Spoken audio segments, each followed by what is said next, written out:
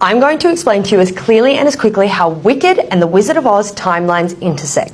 So, everybody knows how the Wizard of Oz goes. Dorothy gets caught up in a storm and her house lands on top of the Wicked Witch of the East. She takes her ruby slippers and she has to go through Oz to find the wizard. There she meets the Scarecrow, the Tin Man, the Cowardly Lion and comes across the Wicked Witch of the West. She throws a bucket of water on her and she melts. Dorothy then goes and finds the wizard, clicks her heels together 3 times, ain't no place like home, off she goes, happily ever after.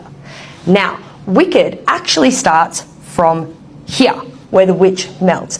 Everybody in Oz is celebrating because she has finally died. However, Glinda, the Good Witch, retells the story about how the Wicked Witch of the West came about and how they used to be friends. So we go back to the start. The Wicked Witch of the West, her real name is Elphaba. She was born because her mum had an affair with this magic guy who gave her a green elixir. She drank it and had a green baby, and that is why Elphaba is all green. Now, Elphaba also had a sister named Nessarose. Nessarose is in a wheelchair. This is important to the story.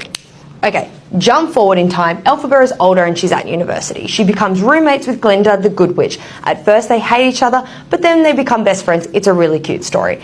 But there's a couple of love triangles. Glinda is in love with Fiyero. But Fiyero is actually in love with Elphaba.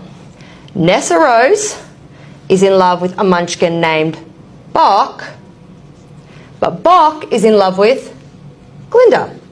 So during this time in Oz, all of the animals can talk, but the government is trying to stop this. And this is where Elphaba finds a little lion cub inside of her classroom. She lets it free, and that lion cub ends up becoming the Cowardly Lion. During this time, Elphaba and Glinda find out that the Wizard of Oz is the reason that all of this is happening. This is where she sings Defying Gravity and Act 1 ends. So jump forward in time into the second act. Elphaba visits her sister Nessarose and brings her a pair of enchanted ruby slippers to help her walk. Boq ends up breaking up with Nessarose because she doesn't need him anymore, and she accidentally puts a spell on him out of heartbreak to take away his heart, and he turns into the Tin Man.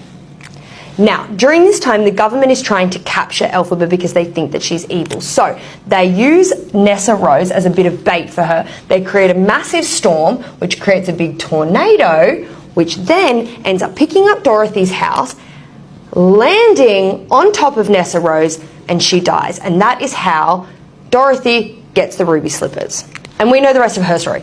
Through Oz, happily ever after. So because of all of this going on, Elphaba wants to protect her love, Fiyero, so she puts a spell on him and he turns into the Scarecrow. Here's where the stories intersect. So Elphaba is trying to get the shoes back. So this is where she captures Dorothy and they meet here. Here, Dorothy throws the bucket of water on her and she melts. Glinda comes to visit where Elphaba has melted and she finds there a little vial of green liquid and her hat. And here is where Glinda finds out that Elphaba's real dad is the wizard this entire time. At the end, Fiyero ends up knocking on the door where the Wicked Witch of the West melts to find that there was a trap door. She faked her death the entire time. They run off into the sunset, happily ever after the end.